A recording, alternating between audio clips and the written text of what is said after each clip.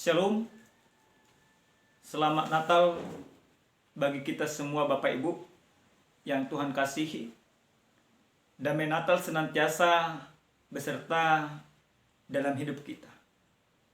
Bahkan secara khusus pada saat ini, kami Pendeta Reynold Shanturi, istri Boru Opusunggu, mengucapkan selamat Natal bagi kita.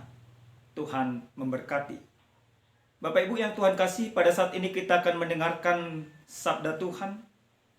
Namun kita terlebih dahulu bersatu dalam doa, kita berdoa. Damai sejahtera dari Allah, itulah yang melampaui segala akal dan pikiranmu, dalam Kristus Yesus. Berfirmanlah Engkau ya Tuhan, karena kami siap mendengarkannya. Amin. Firman Tuhan yang akan kita perbincangkan, yang akan menyapa kita, menguatkan iman kita pada saat ini dalam ibadah akhir tahun tanggal 31 Desember tahun 2021, tertulis dalam kitab Yeremia pasal 29 ayat 10 sampai dengan 14. Demikian sabda Tuhan. Sebab beginilah firman Tuhan, apabila telah genap 70 tahun bagi Babel, barulah aku memperhatikan kamu. Aku akan menepati janjiku itu kepadamu dengan mengembalikan kamu ke tempat ini. Sebab aku ini mengetahui rancangan apa yang ada padaku mengenai kamu. Demikianlah firman Tuhan, yaitu rancangan damai sejahtera dan bukan rancangan kecelakaan, untuk memberikan kepadamu hari depan yang penuh harapan. Dan apabila kamu berseru dan datang untuk berdoa kepadaku, maka aku akan mendengarkan kamu. Apabila kamu mencari aku, kamu akan menemukan aku. Apabila kamu menanyakan aku dengan segenap hati, aku akan memberikan kamu menemukan aku. Demikianlah firman Tuhan. Dan aku akan memulihkan keadaanmu dan akan mengumpulkan kamu dari antara segala bangsa dan dari segala tempat kemana kamu telah kuceraikan. Demikianlah firman Tuhan. Dan aku akan mengembalikan kamu ke tempat yang dari mana aku telah membuang kamu. Sampai di sana pembacaan kebenaran firman Tuhan. Bapak Ibu yang Tuhan kasihi dalam Kristus Yesus. Jika kita ditanya pribadi, siapa yang bisa mengetahui akan hari hidupnya untuk ke depannya? Atau siapa yang bisa memastikan tentang hari esok? Tentu selaku orang Kristen yang percaya kepada Tuhan, tidak ada satupun di antara kita yang bisa memastikan soal hari esok. Berbeda cerita kalau kita bertanya kepada para peramal, tentu mereka tidak hanya hari esok, bahkan 10 tahun, 100 tahun akan datang pun mereka bisa ramal. Tapi apakah memang apa yang mereka ramal itu menjadi sebuah kepastian dan kebenaran? Tentu tidak. Dalam kebenaran firman Tuhan ini, bagaimana kehidupan orang Yahudi pada saat itu, umat Tuhan pada saat itu, yang mana mereka sudah jauh daripada Tuhan, yang mana mereka mengindahkan seluruh apa yang Tuhan inginkan. Mereka melakukan apa yang mereka inginkan, bukan yang Tuhan inginkan dari mereka. Maka pada saat itu, karena kehidupan bangsa itu sudah sangat-sangat jauh daripada Tuhan, mau tidak mau Tuhan membuang mereka. Akan tetapi jauh sebelum Tuhan membuang bangsa itu ke Babel, Tuhan terlebih dahulu menyampaikan akan pembuangan yang mereka terima melalui nabinya Yeremia. Namun apa yang dikatakan Yeremia, mereka anggap itu adalah hoax. Pada saat itu di tengah-tengah orang Israel, umat Tuhan, ada dua nabi. Nabi Hanania dan juga Nabi Yeremia. Nabi Yeremia yang notabene-nya suruhan Tuhan, yang notabene-nya Tuhan perlengkapi untuk menyampaikan segala perintah Tuhan yang akan didengarkan oleh umat Tuhan. Tapi umat Tuhan berpikir terbalik. Mereka katakan bahwa Nabi Yeremia itu bukan utusan Tuhan, namun Nabi Hanania itu utusan Tuhan. Padahal Yeremia yang utusan Tuhan, Hanania yang nabi palsu. Yeremia katakan, bahkan perikop ini katakan bahwa umat Tuhan akan Tuhan buang ke Babel selama 70 tahun. Namun Hanania katakan, memang orang Israel akan dibuang, umat Tuhan akan dibuang, tapi hanya 2 tahun. Mereka lebih percaya hukuman yang 2 tahun daripada yang 70 tahun. Tentu Bapak Ibu, secara logika memang hal itu bisa kita terima. Tidak ada satupun orang di dunia ini dia mau dihukum lama. Yang dia mau walaupun dia salah, bahkan fakta yang kita lihat di negara kita, walaupun dia salah, walaupun ibaratnya terbukti dia bersalah, dia selalu menginginkan hukuman yang paling ringan dari yang seharusnya. Itulah juga pola pikir umat Tuhan pada saat itu. Namun di tengah-tengah krisis iman yang dimiliki oleh umat Tuhan, Tuhan kembali menyapa mereka lewat nabinya Yeremia. Tuhan katakan kepada mereka, sebab beginilah firman Tuhan, apabila telah genap 70 tahun bagi Babel, baru akan aku memperhatikan kamu. Aku akan menepati janjiku itu kepada kamu dengan mengembalikan kamu ke tempat ini. Tuhan katakan bahwa mereka akan dibuang. Tapi setelah mereka buang sesuai dengan yang Tuhan tentukan 70 tahun, baru Tuhan kembali mengembalikan mereka. Namun ada hal yang menarik yang boleh kita lihat dari firman ini. Dalam ayat ke-11 Tuhan katakan, sebab aku ini mengetahui rancangan apa yang ada padaku mengenai kamu, demikianlah firman Tuhan, yaitu rancangan damai sejahtera dan bukan rancangan kecelakaan. Ini luar biasa Bapak Ibu. Kenapa kami katakan luar biasa? Di tengah-tengah situasi umat itu yang dalam keadaan sulit, Tuhan katakan bahwa rancangan Tuhan rancangan damai sejahtera. Bagaimana mungkin orang yang sedang bergumul bahwa Tuhan merancang damai sejahtera kepadanya? Tapi memang Bapak Ibu, itu mau menunjukkan bahwa di dalam kesulitan sekalipun, bahwa di dalam pergumulan sekalipun, Allah senantiasa bekerja bagi kehidupan umat Tuhan. Allah senantiasa merancang yang terbaik bagi umat Tuhan.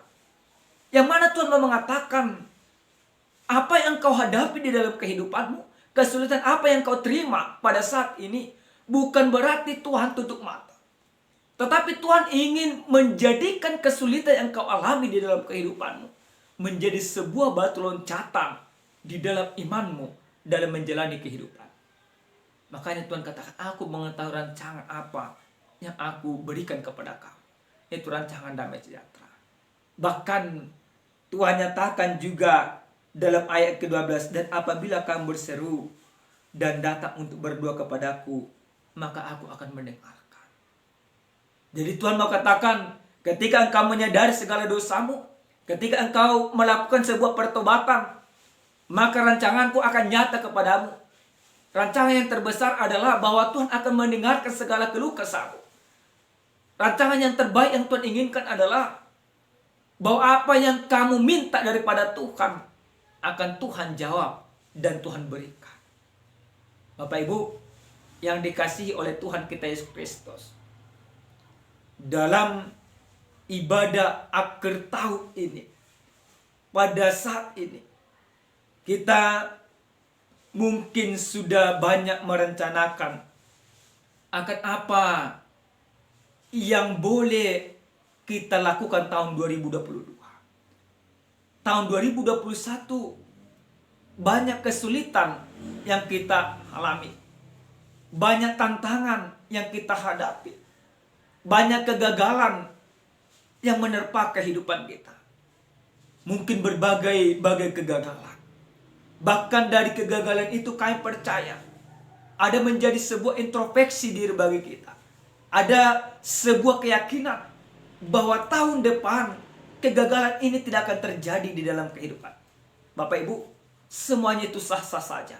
Semuanya itu mungkin menjadi bagian dari diri kita. Tapi lewat firman ini, Tuhan mau mengingatkan kita. Lewat firman ini Tuhan mau menyapa kita. Lewat firman ini Tuhan mau memberikan bimbingan yang benar kepada kita. Apa yang boleh kita lihat dari kebenaran firman Tuhan ini? Sesuai dengan tema dikatakan rancangan damai sejahtera. Yang pertama, lewat firman ini kita mau diingatkan, sebaik apapun rancangan kita, namun yang terpenting adalah bahwa rancangan Tuhan itu jauh lebih baik dalam hidup kita. Mungkin pada saat ini kita mengalami banyak kegagalan, lalu kita katakan Tuhan tidak mengindahkan hidup. Tapi percayalah Bapak Ibu yang Tuhan kasihi, mungkin lewat kegagalan yang engkau hadapi, ada sesuatu yang jauh lebih baik yang mau Tuhan nyatakan ke dalam kehidupan. Jangan lihat sebuah kegagalan, tapi lihatlah bagaimana kegagalan itu membuat engkau semakin mengenal Tuhan di dalam kehidupan. Yang kedua, lewat firman ini kita mau diingatkan kembali, dalam persoalan sekalipun rancangan Tuhan tetap nyata dalam hidup kita. Seperti apa yang terjadi bagi umat Tuhan, apa yang mereka hadapi. Jadi lewat firman ini kita mau diyakinkan, di dalam persoalan sekalipun yang kita hadapi di dalam kehidupan kita, di tengah-tengah pekerjaan, di tengah-tengah rumah tangga, tangan Tuhan, pekerjaan Tuhan nyata di sana. Tuhan ingin merancang kita sebagaimana yang ingin Tuhan inginkan dari kita. Jadi lewat firman ini kita diingatkan supaya kita hidup dan mengenali Tuhan di dalam kehidupan kita. Yang ketiga, Bapak Ibu yang Tuhan kasihi, lewat firman ini kita mau diingatkan bahwa rancangan Tuhan sesungguhnya menjadikan manusia itu mengenal penciptanya. Bapak Ibu yang Tuhan kasihi, kita mungkin berpikir bahwa kita sudah mengenal Tuhan. Tapi ketika kita penuh keputusasaan di dalam kehidupan, kita belum mengenal Tuhan. Maka lewat firman ini kita harus merencanakan yang terbaik dalam hidup kita tahun 2022. Kita yakinkan itu. Tetapi bukan persoalan yang terbaiknya tidak hanya persoalan soal ekonomi. Jangan kita katakan, Pak Pendeta, tahun 2022 ada sebuah jaminan bahwa ekonomiku akan baik. Saya akan jawab, tidak. Tidak ada bisa menjamin. Tapi yang harus kita yakinkan, tahun 2022 yang akan kita masuk, yang akan kita jalani, iman kita, persekutuan kita, pengenalan kita terhadap Tuhan, itu yang harus jauh lebih baik. Sekali lagi, yang harus jauh lebih baik yang kita lakukan tahun 2022 bukan persoalan ekonomi, tapi soal iman, soal pengenalan kita kepada Tuhan. Itu bisa kita lakukan dalam kehidupan kita. Supaya apa? Supaya kita mengetahui mana jalan Tuhan dan mana keinginan kita. Oleh karena itu yang terakhir sekali lewat firman ini, kami mau mengingatkan kepada kita, biarkan Tuhan merancang hidupmu. Biarkan Tuhan memproses hidupmu. Biarkan Tuhan menjadikanmu sebagaimana yang Tuhan inginkan. Yakin dan percayalah bahwa Tuhan jauh lebih baik mengenal siapa dirimu daripada dirimu sendiri. Jadi Bapak Ibu yang Tuhan kasihi, ingatlah Tuhan katakan dalam ayat ke-11 itu, yaitu rancangan damai sejahtera dan bukan rancangan kecelakaan, untuk memberikan kepada hari depan yang penuh dengan harapan. Harapan Tuhan dari kita adalah harapan bagaimana kita hidup di dalam Tuhan dan Tuhan hidup di dalam kita. Amin. Kita berdoa. Terpuji dan termulia nama-Mu ya Tuhan Allah kami yang maha baik, buat segala kebaikan, kemurahan dan penyertaan Tuhan dalam hidup kami. Pada saat ini ya Bapa, kami mempercayakan hidup kami ke dalam tangan-Mu, supaya Tuhan sekiranya merancang hidup kami sebagaimana yang Tuhan inginkan, sehingga hidup kami menjadi berkat bagi sesama kami dan menjadi kesukaan bagi Tuhan. Terima kasih Bapa. Banyak hal kesulitan yang sudah kami lalui sepanjang tahun 2021. Kami yakinkan hidup kami bahwa tahun 2022, apapun yang kami lalui, kami akan melibatkan Tuhan senantiasa dalam hidup kami, baik dalam keadaan suka maupun dalam keadaan duka. Itulah iman kami dan itulah yang akan kami lakukan. Terima kasih ya Bapak yang baik. Buat setiap orang yang mengalami kegagalan tahun 2021, kami berdoa bagi mereka, Tuhan pulihkan kehidupan mereka tahun 2022. Jadikan mereka menjadikan kegagalan itu untuk semakin mengenal bagaimana Tuhan nyata di dalam kehidupan mereka. Terima kasih Bapak yang baik, berkati kami semuanya. Jadikan kami berkat sebagaimana yang Tuhan inginkan. Dalam nama Yesus kami berdoa dan bersyukur kepada Tuhan. Amin. Shalom, Tuhan memberkati.